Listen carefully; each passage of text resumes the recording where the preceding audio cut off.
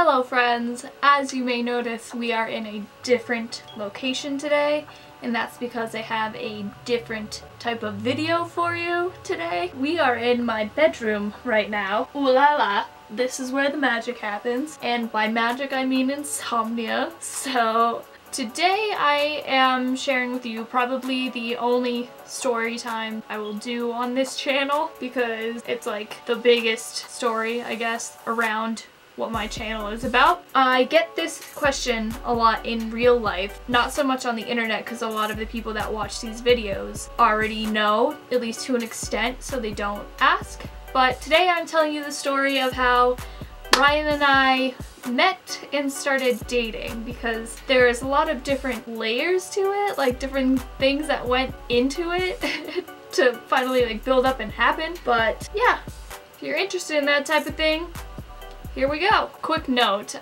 I know I'm very green today, but I wanted to wear the green lipstick because this comes up in the story a couple times. This was his favorite lipstick of mine, and I'm also sporting his t-shirt. I kind of adopted this shirt early on in our relationship, and I wore it to bed pretty much every night, and I still do, but I wanted to wear one of his shirts, and a lot of the other ones that I have in my possession are not kid-friendly.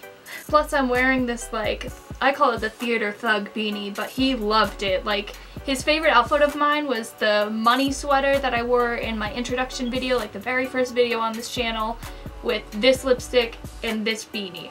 I don't know why. Keeping it simple, I guess. I love to dress up for him and everything, but that was his favorite outfit of mine. So that's why I wore it in the first video. I just didn't wear the theater thug beanie. It all started with dear old Robbie T Films, who introduced me to Tribe Entertainment. He first showed me J-Zack, and I was just like, who is this person? How is he so talented? Blah, blah, blah. And he was just like, but wait, there's more. And I was just like, how? And like my mind was blown, and I was like, there's 5 of them and all 5 are incredibly talented. I have never been so obsessed with, I mean there's 5 artists, but like a group of people musically. I love Dave Matthews Band, and I've seen them 9 times. It will be 10 times this summer, but like it was never to this extent. For months all I did was like tweet their lyrics, like yell about them to everyone I met. I go to bars and shit, and when I was waiting in line, I would turn to the people behind me and be like, hey, what kind of music do you listen to? And if they said anything along the lines of like, I'm into anything, I listen to anything, or like rap, hip hop, whatever, I'd be like, alright, pull up the notes on your phone. I need you to jot these people down real quick because you need to research all of them. And even when I was single beforehand, I was on Tinder, and if a person seemed relatively stale, like I knew that there wouldn't be a connection there and they were trying to still take me out, I'd be like, alright, under one requirement, I need you to look up these 5 artists and tell me which one is your favorite and why, and then we can go out. I mean, I never actually went out with them. I'm a dick. I probably looked like a robot, but I just wanted more people to listen to them. And then my friend Taylor, who actually was on the show, her episode was about volunteering. She liked them as well, not nearly as much, but basically I saw online that Tribe was doing a show but in Connecticut, and I was just like, gotta go. This is my destiny. So I was like, who can I rope into coming with me? My mind instantly was like, Taylor, perfect. Because it was a 2-hour drive. I didn't want to go alone. We ended up staying overnight and everything, and like, I just wanted someone along for the ride that would appreciate them, at least to an extent that I do, because there's only a handful of humans that are on my level fan-wise. So we get to the place, and it was kind of like half a restaurant, which was interesting, where like there was a couple of like diner booths all along the very, very back wall.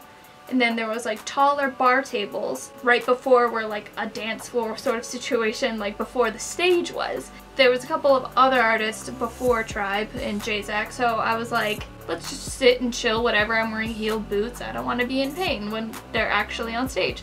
I was sitting facing the stage, and then my friend Taylor was sitting facing the door. Like the door was on this side. I can't even tell if my arms are in frame when I do I have no viewfinder, so I can't tell, whatever.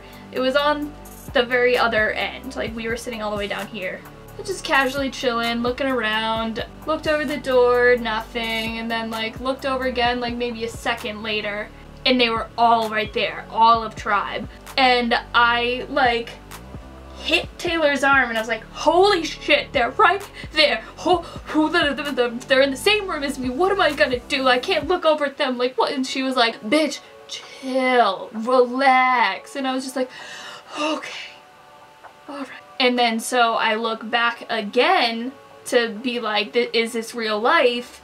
All of Tribe Entertainment is in the same room as me, breathing the same air, and Ryan, Fred, and David were on their way to me. Like it wasn't that big of a stretch, so I could tell that all three of them were making eye contact with me as they were walking to me, and I was just like,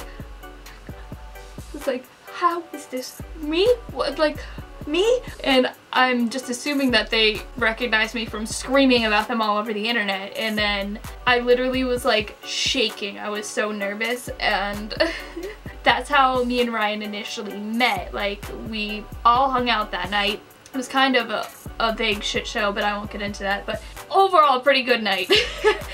And I made everyone add me on Snapchat, which comes into play.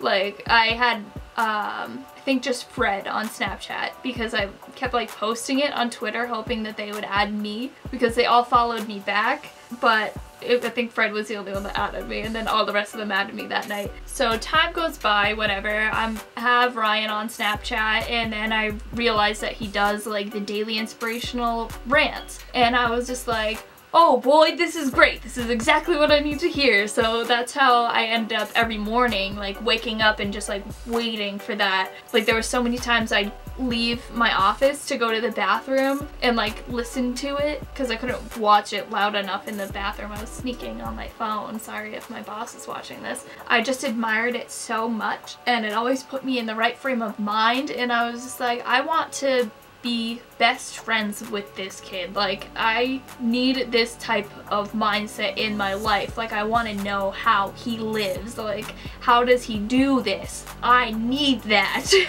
because I wasn't always a very positive and like inspirational person. I used to be very pessimistic and worry about a lot of things, and that was the only real thing that me and Ryan ever thought about. It was still like a healthy, normal relationship where we'd like argue and whatever, but it was always kind of about me like being stressed out and worried, and then I'd retaliate being like, leave me alone, I'm stressed out, and then afterwards I'd realize he was right and apologize. But so again, time goes by, and at this point the only times that we really talked were about his music. Like if he posted new stuff to like a Snap story, I'd respond gassing it up and whatnot. And I didn't even really realize how thirsty I was, like on Snapchat and everything. Like if you could go through all the things that I posted on Snapchat, I actually have some saved to my memory, so maybe I'll insert them here. They want to know, Marla. They want to know. 20 in my pocket, but I feel like I'm 100 grand.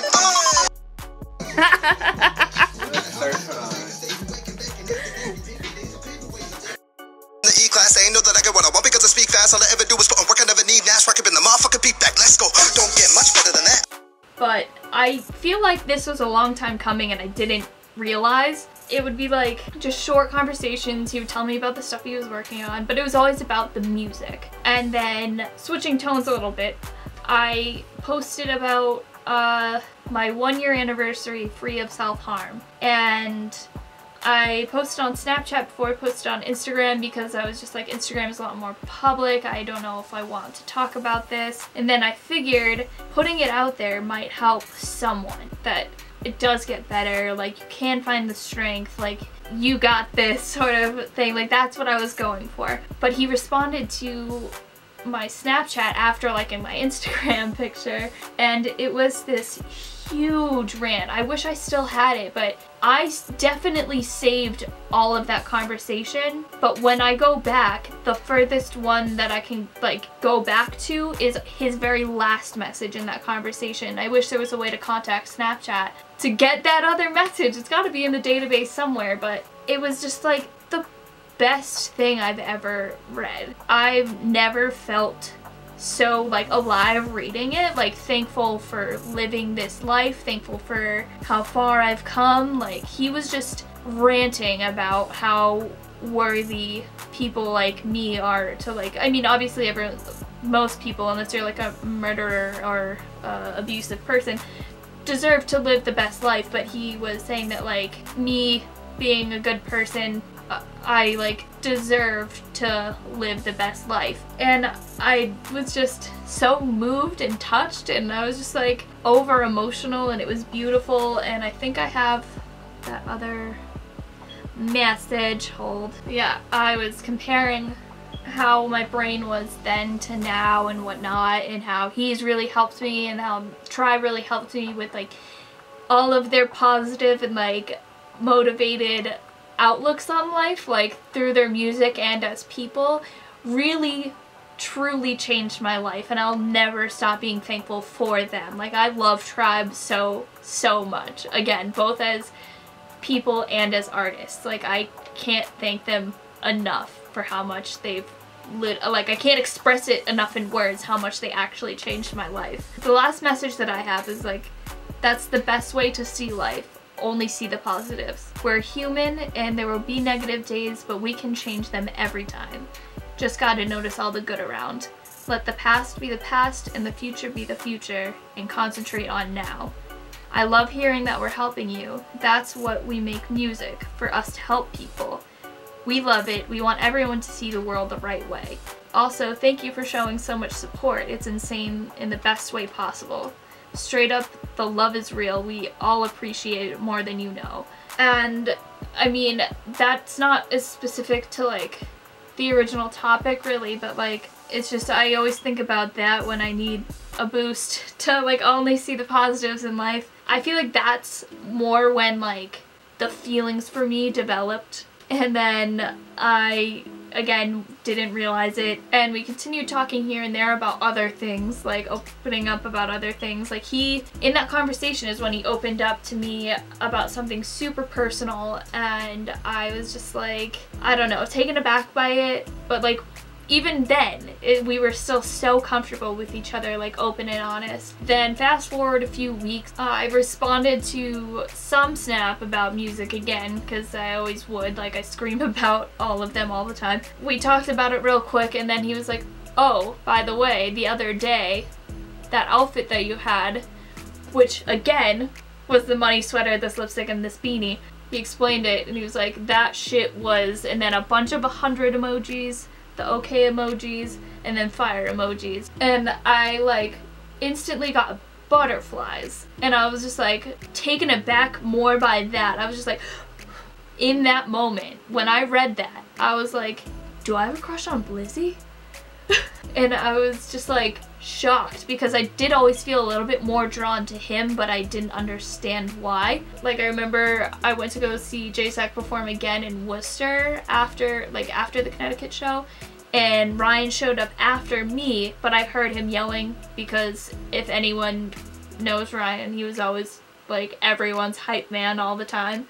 And if you looked out into the crowd during J-Sack's set for that show, everyone there was for the opening act, and I felt so bad. I was trying so hard to hype up everyone around me, but like they were just not into it. And if you looked into the crowd, the two people that were jumping and like hyping were me and Ryan. Like I would turn and see him, like, because he was in the more towards the back, like behind me on the side. We were like almost the same height too, so like that must have been so funny to look at if you did like a crowd panning shot of that. I'm sure Robbie T did, but it was like I made sure, like I wanted to go out of my way to say hi to him before I left, and like he gave me like this big hug. Like I just said hi, and he just like tackle hugged me, and I was just like like I didn't understand at the time, but I was just like, he's hugging me, and then left. Again, I just never understood it, and then reading that, like him like the more direct compliment, I guess,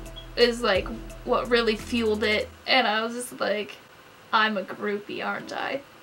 Like, I texted Taylor being like, can I confess something to you and you can't judge me? I don't know what's happening. I don't know how it happened. She was like, bitch, still, what's going on? And I was like, I have a crush on Blizzy. Does that make me a groupie? And she told me that she already knew.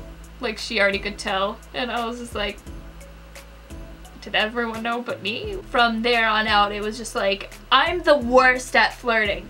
Absolute worst. Like, online, I have a chance. Like, if I'm texting or like typing, I'm better at being clever and witty and flirtatious, but in person, I'll just like, I'm that bitch that'll just stare at you and hope that you notice and come to me.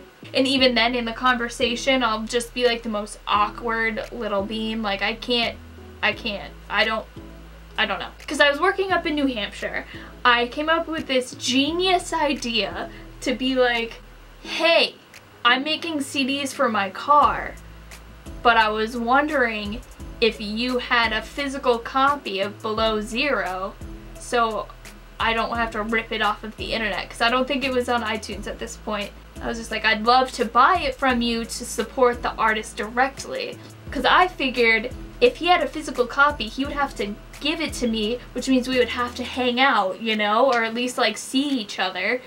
And that failed miserably. He was just like, oh no, I don't have any copies, but you're so great, that's awesome, I love the support, like feel free to rip it off SoundCloud.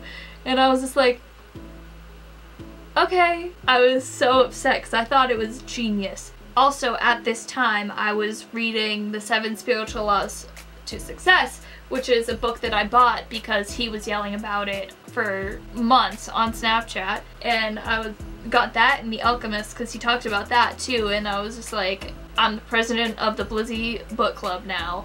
I have something in my eye that if you see me like blinking weird, it's probably cat fur. Crazy cat lady. But reading The 7 Spiritual Laws, I was inspired to delete all the social media apps off my phone to reconnect with the world and just connect with everything going on around me again. Instead of filling up time just scrolling through shit, like, I just wanted to connect to the universe again. And it dawned on me, I was like, if I delete all my social media, how will I ever know if Tribe Entertainment releases anything new? Like, even like the little like remixes they do, or like one verse, like I was like, I can't miss anything. And at first I actually texted Fred, or I messaged Fred on Snapchat being like, hey, cause like Fred I was the most comfortable talking to, because he's just so like, he's Uncle Fred. Everyone can talk to, like, he's just so open to everything and everyone. Like, he will chat with anyone. So I messaged him on Snapchat initially and I was like, hey, would it be weird if I asked you to text me whenever you guys release anything, just because I'm deleting all my social media? And he was just like, sure, got you. And then I was telling Taylor about it, and then she was just like, you dumb ass bitch, you should have asked Ryan. And I was just like, oh my god, I'm so dumb. So I did the same thing to Ryan. I was just like, hey, would it be weird if I asked you to text me whenever you guys release anything? I'm deleting all my social media. Like, and fun side note, Ryan texted me when every single person released something. Fred never texted me when anyone released anything. Sorry, Fred, for calling you out, but... And then that's when it really started. Like, I posted the whole conversation on my Instagram, so maybe or my personal Instagram, so maybe I'll link that in the description so you can read the whole conversation, like the specific post. I remember just like I was so giddy that day because I messaged him when I got back from work at like 10 o'clock at night, because when I was up in New Hampshire I would usually do open to close, so I would leave work at 9, get home for 10. And we stayed up for hours texting each other, and I had another open to close the next day, but I didn't give a shit. Like, I was just like, this is the best conversation I've ever had in my entire life. To give you, in a nutshell, what we talked about, I thanked him for being willing to keep me in the loop with everything. And he was just like, oh, of course, like, you're our biggest supporter, like, the least I could do. He was like, the only one that's on your level is lil homie Kyle Duke. And I was like, I will battle him for the top spot. And then Ryan was like, that sounds dangerous. I'll battle him for you. And I was just like, okay, but I was picturing like medieval full-on chain link vest jousting, because that's literally what I was picturing in my head, was jousting Kyle Duke. At one point, hold on, let me actually pull that up so I can read from that so I don't misquote it. Here we go. Oh, so he agreed to jousting Kyle Duke, and then we went off track a little bit, and I was like, so you might as well get fitted for the metal armor now, it's going down.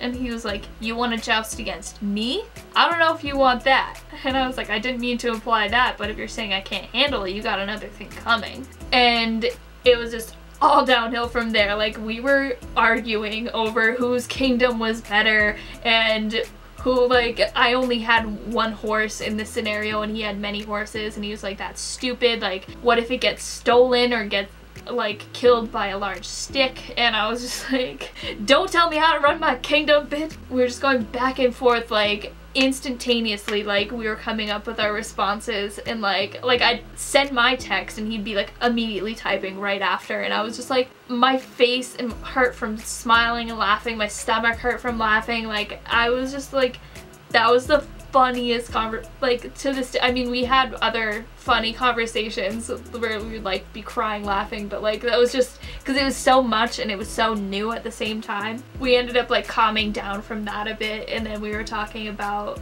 just ourselves, like getting to know each other, I guess. And I had mentioned at one point that I love to bake, and he was like, you know you want to cook up something delicious for your homie. And I was like, of course I do. I ended up making him banana bread. And I know that doesn't sound super important to mention, but there was another time that I was telling him how I told one of our friends how we started dating, and he was upset that I did not mention the banana bread. So here it is. I made him banana bread. But I wrapped it all pretty and everything, and even had the tag be like, the best rapper ever from your biggest fan. I was so worried about looking like a groupie that I did like more groupie shit. He came into my work because, again, at this time I worked in New Hampshire, so he was only supposed to be there for like 5 minutes. And he ended up being there for a half hour. And he was supposed to be going to like a photo shoot, like to take pictures for cover art for a song. So he had like Rocky and his friends hitting him up being like, dude, where are you?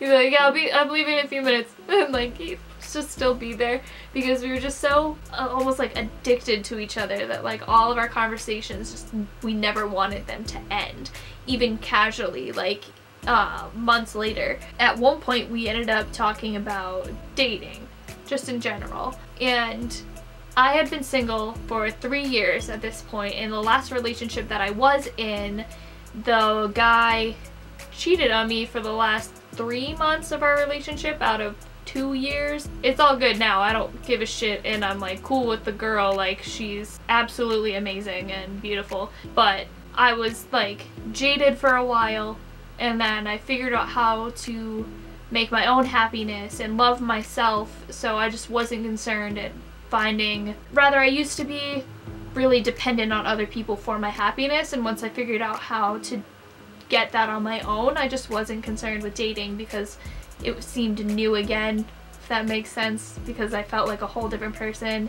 And whenever I did go on dates, I just like, if it didn't feel right, I didn't waste my time on it, so I stayed single for a long time. He was essentially the same way, like he had gone on dates and like he had been cheated on in almost every relationship, and like a lot of females acted like they were supportive of the music, and they ended up not being so into it once they were like, they would dive deeper into a relationship. Like I knew going in that like I wouldn't be his entire world. Like, he always said, like, music and you, that's all I need to be happy. But he would always go to the studio on Saturdays, and I knew that. Like, I wasn't offended that there was 2 Saturdays that we spent together, and one was a tribe show. And then the other one, he was only here because they had a tribe show on a Thursday in, I think, Rhode Island. So they went to New York City on Friday, and by Saturday they wanted just, like, a break to, like, do their own thing. A lot of it was apparently not something that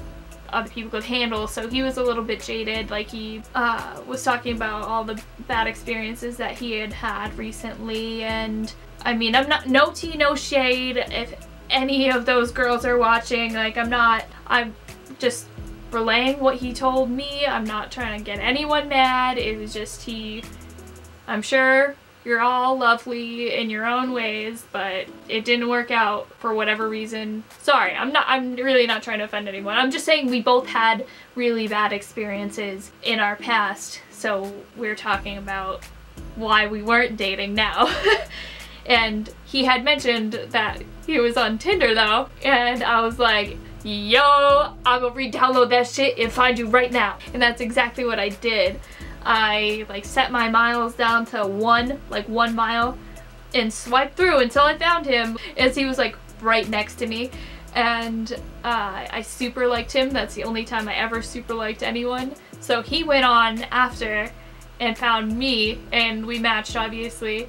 We ended up sending like GIF, whatever your preferred pronunciation of that is, like those back and forth to each other, just like cackling, like finding the most bizarre ones. And I was just like, well, shit, it's true love. Gotta start planning the wedding now. And the nature of our, like, friendship, relationship, whatever, at this point, he was just like, I guess, yeah. And he said something that hurt my heart so much. He was just like, wow, I never thought anyone would want to marry me. And I was just like, me, hi. But we did. We went through and planned our entire wedding, like down to the honeymoon. I ended up having to kick him out because I felt bad that he had shit to do, and he was just sitting, because like, I mean, I didn't want him to leave, but at the same time, like, he had to go do stuff for his music. I wasn't gonna keep him there. So from there on out, like, we would just make jokes about us getting married and shit, and he would visit me like almost every day, sometimes as short as 10 minutes, and then most of the time it was like 2 to 3 hours. There was one night that I was closing up and I was wearing this lipstick because I know that he loved it because of that time that he mentioned it on Snapchat weeks before, and I hadn't brought dinner. And again, I did open to close, so he would like force me to let him buy me food. Like, I felt so bad. Like, I hate when people spend money on me. He had done exponentially more for me at this point, like getting me coffees and whatnot, and he would visit me like every day. It was just like, it felt more about me, and I felt bad. Like, I didn't want him to buy me food. So he eventually went and got me Taco Bell, because that's what we settled on. Like, that's what I allowed him to get me. And I got like a quesadilla and a taco, and my lipstick had started breaking up. You know, like when you wear liquid lipstick and it starts to just like fall apart, but it's still there. Well, this happened to be the night of our first kiss as I was wearing this lipstick. So I was closing up the store, because a lot of the times he would stay until I closed the store. And I mean, I was the manager, so like I just didn't care. I went to go walk him out the front door, and he just like turned around, and like after we hugged, he like went in for the kiss, and I was just like like the most like awkward, because I didn't want to get lipstick all over his face, because I mean, I just always wore lipstick to work. I typically wear lipstick if I don't plan on being kissed, but again, I was wearing lipstick, so I didn't see it coming. And he texted me after, and he was just like, I'm sorry if that was weird, like, should I have not done that? And because he was coming over the next day, like the next night, and I was just like, no, it's fine, I just didn't want to stain your face green. And so I was just a little like awkward. I don't know, I just like felt bad in that moment. That's our first kiss story. So romantic. Like, my lipstick was broken down from Taco Bell, so I was like real stiff and awkward. And eventually he came down here I made the joke that we would finally have our joust battle because, like, going back to our first conversation, I was like, we need to figure out who is the supreme ruler. And really that was just our excuse to hang out because, like, we were both awkward and had not mentioned to each other that we like each other yet. We just mentioned that we were getting married a lot. So me being super extra, I got dollar store swords, and so when he showed up here, I just like opened the door, didn't say anything, and I just tossed one at him, and I was just like, it's on. Bring it on. Alas, he like walked in, dropped his backpack. We ran around my apartment with these cheap swords, and his ends up breaking. It was declared that I won. So I mean, we were always really competitive when it came to like video games and whatnot, like in a fun way. He got so mad, being like, this is rigged, you broke this in advance so you'd win. I was just like, no, I'm just the supreme ruler. Alright? Don't mock me and my one-horsed kingdom ever again. He ended up staying at my house for a couple days straight. So the next day after the joust battle, we went and he got me 3 bath bombs. Not even one. Like, I picked one out and he's like, you sure you don't want another one? And I was just like, I would love another one, but I'm not gonna have you buy me one. And he's just like, just pick another one. He's like, if you don't pick one, I'm gonna pick one out myself and then you're gonna have to take it. And then that's what he ended up doing, and then he'd be like, you sure you don't want anything else? And I'd be like, boy, I want the whole store. That's not gonna be a question for sure. I want everything here, but I'm not letting you buy me it. And then he bought another one without me knowing and just like slipped it in after. Like, it was only a little one, so I didn't feel bad, but then we went out to dinner and it was really nice. And then by the 3rd day, he was just like, it's weird because I feel like we've been dating forever. Like, I feel like I've been your boyfriend for years. And I was like, oh, you my boyfriend, huh? He was just like, I mean, I was just saying that, like, I feel like it, like, it's hard if it's and I was just like, no, that's okay. And he's just like, so I'm your boyfriend? And I was like, if you wanna be, yeah. Like, not the most romantic way of asking, like not the most extravagant way, I guess, but that's, ultimately how it became official, I guess. And it was just the most fun, the most love, the most happiness I've ever experienced. And ultimately I do feel just lucky to have experienced that. I mean, it hurts every day that I don't still get to like experience it regularly. It wasn't even just about the way he made me feel, it's just the way that like we were together, like the amount of times that we laughed, we cried, like we found fun in every mundane task. Like, it was just, I saw the world in a whole new light because it just was so much better with him, no matter what it was. Like, we would go to the woods and just like sit and read together, and that was just like the best day ever. And then like the next day would be the best day ever, and like the day after that, the best day ever. No matter what we did, we could be grocery shopping and it would still be the best day ever. I always like to think that we didn't fall in love, we just kind of tripped and fell on our faces in love. It was so instantaneous. I would have given him the entire world if I could have, and I gave him all that I could. It is hard, but again, I just feel lucky because not only did he help me become like the positive person I am today, and he helped me achieve such a better mindset in life, and he introduced me to some of now my favorite people in the entire world, and he just genuinely changed everything about my life. I don't know if you can hear, my cats are yelling out in the living room. I hate saying that like someone is your world or like your other half, your better half, whatever, but he was just everything. I don't know how else to explain it. Just everything good and positive about the world and existence. That's how I felt in our relationship.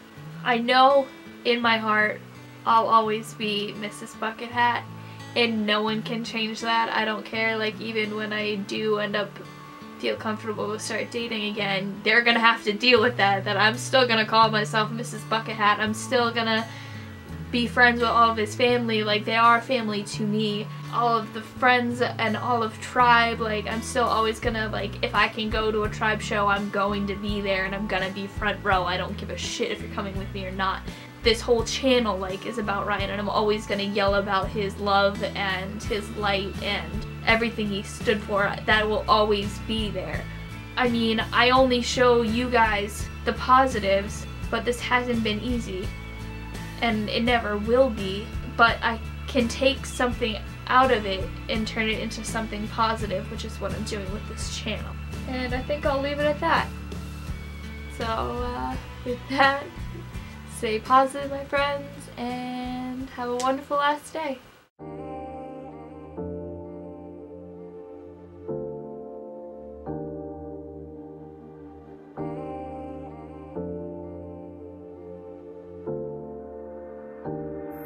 I'm sorry that I left, I'm sorry I ain't perfect, I'm sorry I admit it.